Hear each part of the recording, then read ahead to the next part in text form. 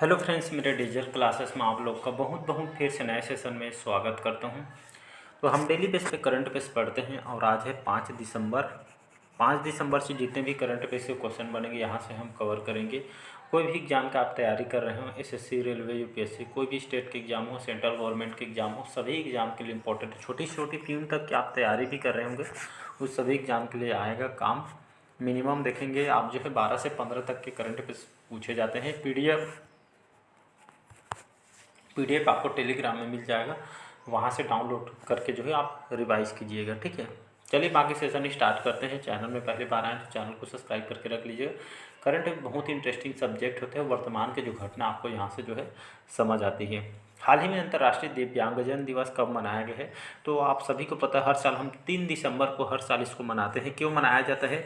इसकी शुरुआत जो है 1992 में 1992 में जो है यूनाइटेड नेशन, संयुक्त राष्ट्र, ठीक है, इसके द्वारा एक जो है पारित किया गया था। तब से हम जो है 3 दिसंबर को जो है मनाते हैं। और ये खास करके मतलब जो दिव्यांग लोगों की सहायता करने और जो समाज में न भेदभाव, समान अधिकार को देखते हुए जो है लोगों को जागरूक करने के लिए जो है खास करके मनाई जाती है। ठीक है, तो 3 दिसंबर याद रखिएगा, दिव्यांग लोगों के लिए खास करके दिवस को चुना गया है। हाल ही में भारत का पहला वर्टिकल लिफ्ट रेलवे समुद्री पुल कहाँ बन के जो तैयार हो गया है? तो ये बन के तैयार हो गया है आपका तमिलनाडु, चेन्नई जिसकी राजधानी है। के स्टालिन यहाँ के मुख्यमंत्री हैं। तमिलनाडु में सुने होंगे रामेश्वरम, आप कहीं पे गए होंगे। ये जो है खास करके ये जो रेलवे ब्रिज है, ये भारत का पहला, जहाँ पे पहला आ गया है मतलब समझ जाइए कि बहुत इंपॉर्टेंट क्वेश्चन है। ठीक है, अपने आप में क्वेश्चन इंपॉर्टेंट हो जाता है। तो भारत का पहला वर्टिकल लिफ्ट रेलवे ये समुद्री पुल ये कहाँ बन के तैयार हुआ है? तमिलनाडु के आपके रामेश्वरम में। ठीक है, ये जो है समुद्र पे ये ब्रिज को बनाया गया है। ठीक है, जिसमें लगभग ये पुराना जो 105 साल जो पुराने पुल को, ठीक है, इसको जो है मतलब डेवलप किया है यूरोप और भारत के बीच। ये दो मतलब दोनों देशों के बीच लगभग मिल के इसको जो डेवलप किया गया है। और इसमें ठीक है, ये जो ब्रिज में ट्रेन जो है 80 किलोमीटर के प्रति घंटे के रफ्तार से दौड़ने वाली है।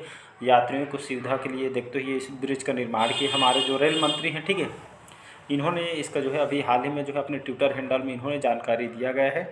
और अश्वनी वैष्णव हमारे रेल मंत्री, इन्होंने इसके जो है ट्विटर में इसकी जानकारी यहाँ पे दिया गया है। तो इसको आपको याद रखना है। तो इसका ये ऑप्शन हो जाएगा यहाँ पे करेक्ट आंसर। हाल ही में न्यायमूर्ति मृदु जो निरूपा बिंदुसिनी फर्नांडे को 2 दिसंबर को किस देश से मुख्य न्यायाधीश के रूप में जो है शपथ दिलाई गई? तो श्रीलंका। ठीक है, तो हाल ही में श्रीलंका के जो है न्यायमूर्ति के रूप में जो निरूपा जी को 2 दिसंबर 2024 के यहाँ के मुख्य न्यायाधीश के रूप में जो है शपथ दिलाया गया है। बात करते हैं श्रीलंका के। अगर श्रीलंका की बात करूँ, कोलंबो यहाँ की राजधानी है। और यहाँ के अभी प्रधानमंत्री कौन है? तो अभी यहाँ के जो है जो प्रधानमंत्री चेंज हो गए हैं। ठीक है, हरिनी जो है करके हैं यहाँ के। हरिनी बस याद रखिए, क्योंकि अभी वोटिंग हुआ है तो यहाँ पे हरिनी जो है यहाँ का भी प्रधानमंत्री है। तो इसको आपको याद रखना है। चौथा क्वेश्चन है, हाल ही में कौन सी राज्य सरकार ने रायतू भरोसा योजना जो है शुरू करने जा रही है? तो ये आपका तमिलनाडु, ये ऑप्शन हो जाएगा। बाकी तमिलनाडु बारे में अभी बताया मैंने। चेन्नई इसकी राजधानी है।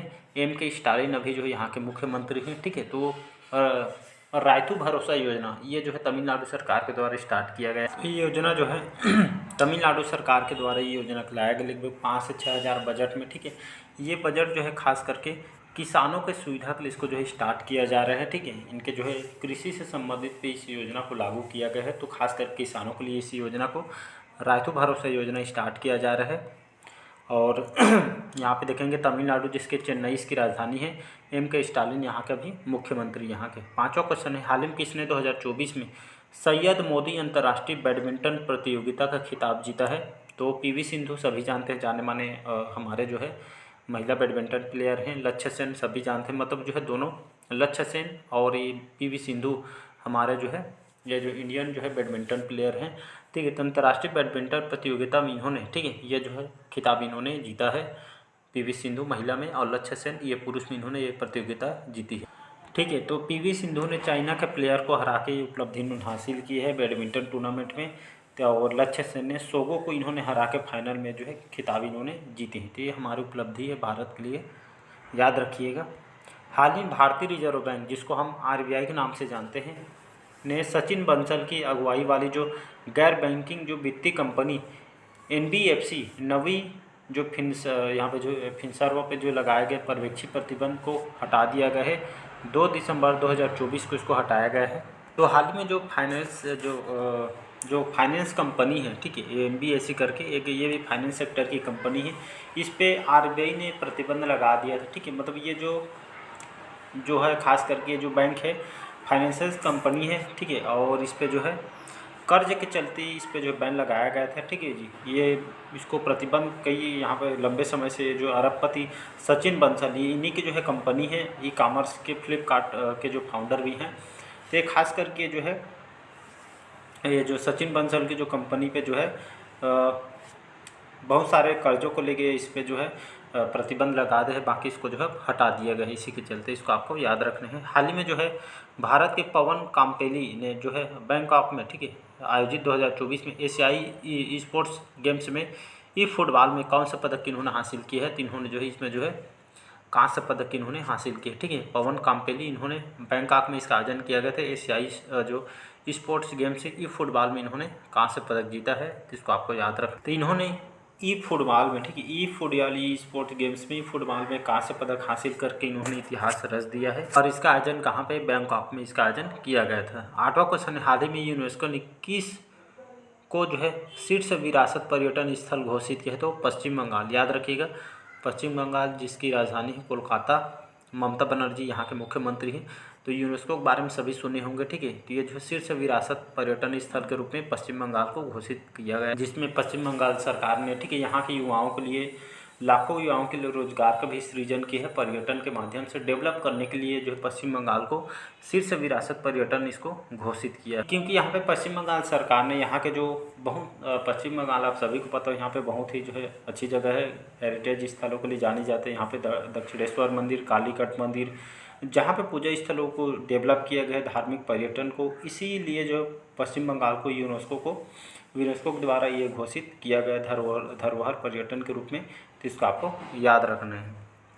9वां क्वेश्चन देखते हैं। हाल ही में 3 दिसंबर को भारत के पहले राष्ट्रपति डॉक्टर राजेंद्र प्रसाद की कौन सी जयंती मनाई गई है? ठीक है, तो इसका जो है करेक्ट आंसर हो जाएगा। कई बार पूछते हैं कि जी भारत के पहले राष्ट्रपति कौन है, तो आपको पता होना चाहिए डॉक्टर राजेंद्र प्रसाद जी हमारे भारत के जो है पहले राष्ट्रपति हैं। और हाल ही में 3 दिसंबर को ये इनकी हाल ही में 140वीं क्रम की जयंती अभी मनाई गई है। और ये जो है 3 दिसंबर 1884, ठीक है जी। तो ये जो है भारत के पहले प्रथम राष्ट्रपति और महान भारतीय स्वतंत्रता जो है संग्राम सेनानी थे, ठीक है। और इनका जो है जन्म 1884 में हुआ था बिहार के अंतर्गत, ठीक है जी। तब से ये जो है इनके लिए जाना जाता है। वो हाल ही में 140वीं क्रम की जो जयंती हाल ही में मनाया गया है। तो आने वाले एग्जाम के लिए क्वेश्चन पूछ सकते हैं कि कौन सी क्रम की जयंती मनाई गई है? तो 140वीं क्रम की जयंती मनाई गई है। हमारे देश के पहले राष्ट्रपति थे, प्रेसिडेंट थे। हाल ही में विश्व समुद्री सम्मेलन 2024 की मेजबानी कौन सा राज्य कर रहे हैं? तो चेन्नई। अभी बताया हूँ चेन्नई चेन्नई के बारे में। तो विश्व समुद्री सम्मेलन की मेजबानी इस बार चेन्नई कर रही है। और इसका जो आयोजन है 4 से 6 दिसंबर, ठीक है, 4 से 6 दिसंबर तक चेन्नई में इसका आयोजन किया जा रहा है। लीला पैलेस में इसका आयोजन किया गया है। और इसमें लगभग 300 से जो अधिक जो है यहाँ पे प्रतिनिधि इसमें शामिल होंगे, जिसमें अमेरिका, ब्रिटेन, स्पेन, जो एशिया प्रशांत देशों के जिसमें जो प्रतिभागी इसमें शामिल होंगे। और इसका मेन उद्देश्य ये जो समुद्री सम्मेलन, इस उद्योग को भविष्य में इसका विकास करना है, ठीक है, और चुनौतियों पे फोकस करना है, ठीक है, और इसको डेवलप करना, समुद्री सुरक्षा को लेकर इसका आयोजन यहाँ पे नवाचार को बढ़ावा देना, अंतर्राष्ट्रीय सहयोग के उद्देश्य से इसका जो है मेजबानी किया जा रहा है। बाकी चेन्नई के बारे में भी बताया कई बार। हाल ही में ग्रैंड मास्टर अर्जुन एरिगेसी ने शास्त्रीय शतरंज में प्रशिक्षित कितने ELO रेटिंग बैरियर को पार करने वाले विश्वनाथन आनंद के बाद दूसरे भारतीय बने हैं? तो ये आपके 2800, ठीक है। तो ग्रैंड मास्टर अर्जुन एरिगेसी के बारे में सभी जानते हैं, ठीक है। तो शास्त्रीय शतरंज में इन्होंने प्रतिष्ठित ELO रेटिंग में बैरियर को पार करने वाले विश्वनाथ आनंद ये पहले नंबर के हैं। हमारे भारत के दूसरे नंबर के जो है अर्जुन एरिगेसी बने हैं। तो इसका C ऑप्शन जो है करेक्ट आंसर। ये जो जाने माने जो है ग्रैंड मास्टर है हमारे भारत के, इसको आपको याद रखना है। 12वां क्वेश्चन है, हाल ही में उत्तर प्रदेश का 76वां जिला कौन सा जो इसको घोषित किया गया। तो अभी कल या परसों के सेशन में इसको मैं बताया था, महाकुंभ मेला अभी जो है स्टार्ट हो जाएगा यहाँ पे जो है महाकुंभ, ठीक है। और अभी जो है योगी सरकार जी ने अभी महाकुंभ मेला को, ठीक है, 76वां जिला जो है घोषित कर दिया, अस्थायी रूप से इसको घोषित किया गया है। आप सभी को पता होगा, ठीक है, कि महाकुंभ इस बार जो है प्रयागराज में होने वाला है। अब इसको पहले जो है इस क्षेत्र को जो है 76वां जिला इसको जो है घोषित कर दिया गया है।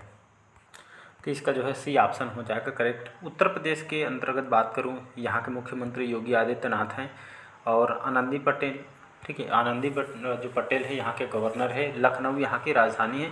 तो अब 75 के बाद 76 जिला इसको जो है घोषित किया गया है। अगला क्वेश्चन देखते हैं, हाल ही में किस राज्य सरकार ने न्यायिक अधिकारियों की सेवानिवृत्ति आयु 60 वर्ष से बढ़ाकर 61 वर्ष कर दी गई है। आंध्र प्रदेश ने, ठीक है, आंध्र प्रदेश, ठीक है, अमरावती इसकी राजधानी है। और अभी यहाँ के जो है मुख्यमंत्री कौन है, तो अभी यहाँ के चंद्रबाबू नायडू यहाँ के मुख्यमंत्री हैं। और राज्य के जितने भी गवर्नमेंट एम्प्लाई है, ठीक है, अधिकारियों को जो सेवानिवृत्त आयु पहले 60 वर्ष से बढ़ा के इसको अब 61 वर्ष यहाँ पे कर दी। जो गवर्नमेंट एम्प्लाई का जो एज होता है, जो रिटायरमेंट 60 साल में होता था, अब इसको 1 साल बढ़ा के 61 कर दिया गया है। अगला क्वेश्चन है, हाल ही में डोनाल्ड ट्रंप ने किसे अपने मंत्रिमंडल में अरब और मध्य पूर्व मामलों के वरिष्ठ सलाहकार के रूप में नियुक्त किया गया है। ये आपके मसाद बुलोस, इनको हाल ही में डोनाल्ड ट्रंप, अभी सभी को पता होगा, अमेरिका के जो है सेकेंड टाइम जो है 47वें क्रम के जो है यहाँ के प्रेसिडेंट बने हैं, राष्ट्रपति अमेरिका के। और ये वाशिंगटन डीसी इसकी राजधानी है, ठीक है। तो हाल ही में इसी तरह से मंत्रिमंडल में अरब और मध्य पूर्व मामलों के वरिष्ठ सलाहकार के रूप में मसाद बुलोस को यहाँ पे बनाया गया है। लास्ट क्वेश्चन है, हाल ही में किस देश ने 2 दिसंबर को अपना 53वां राष्ट्रीय दिवस मनाया गया है।